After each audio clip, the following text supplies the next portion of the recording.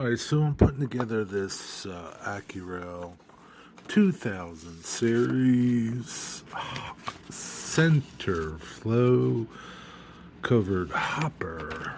The cool thing about this is you can see here the ends are not attached, which is nice because you can get in here and let me show you here and do all your weathering now without any of this being in the way. And you can weather the back of this. Everything is separate. The bottoms, all the different brake wheels,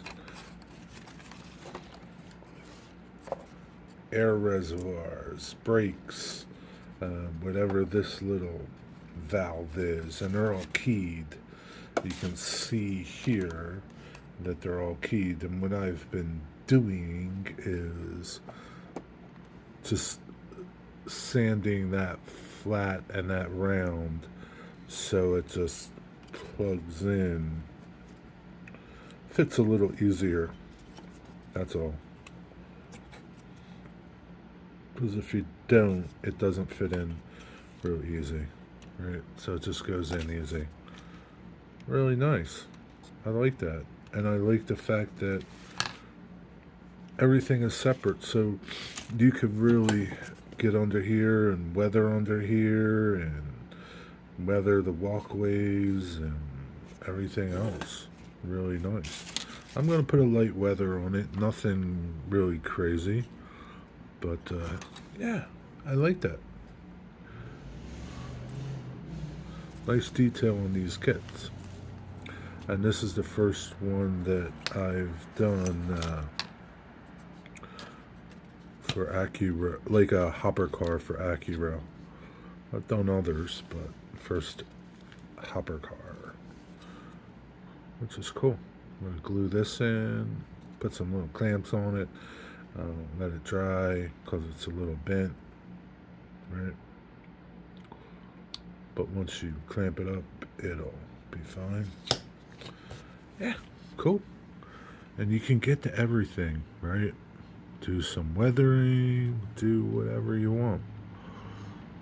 I might even try a little something that I saw at Strasbourg. I'll let you know how that goes if I decide to do it. But yeah, I'll bring you back. Real quick, when doing the kit, right? Things like the bottom hatches, they fit. There's two pegs on them, and they fit in the round pegs. They fit in the square holes. Same thing with the hatch up top. They're round pegs. They fit in the square holes. So one thing you will be tempted to do, I was at least, was put the sides together, put the fronts and the backs onto the bottom, and then try to fit it all into the body. Don't do that. Do whatever you're going to do. If you're going to weather the ends, weather the ends. Put all of the different things that you need, your brakes, your reservoir, your little what do you call it, brake pump, I guess. I don't know what that thing is, but do all that, right? And then while the car is like this, slide those ends in. Then you place the metal plate on top instead of gluing it. It tells you not to glue it in the directions. And there's little slots that it fits into that keeps it in there, so you don't have to worry about it rattling around. and then you put the bottom on, and the bottom fits flush. So you might have to go in there and like pry the side open a little bit and push the bottom in.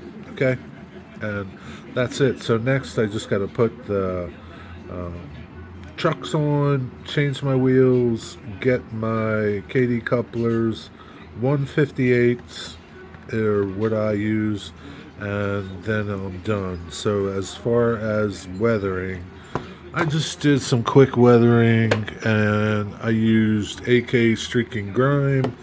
That is, I dry brushed it, and that's, here's what my rag that I dry brushed. And I dry brushed the roof walks, the ends, the ladders, some of the bottom, and I also used some dust and dirt, dry brushed again, and then this weathering compound is here and here. It's a crunchy rust, and then I also used Tamiya panel liner, and that's what I did here. I used the panel liner here, and what I did was I applied it, and you see how it kind of bled out, and then I wiped it off with a towel, with a paper towel, and that kind of like made it not look so bad. I don't know if it's right, I don't know if it's wrong, and you know what, I don't care.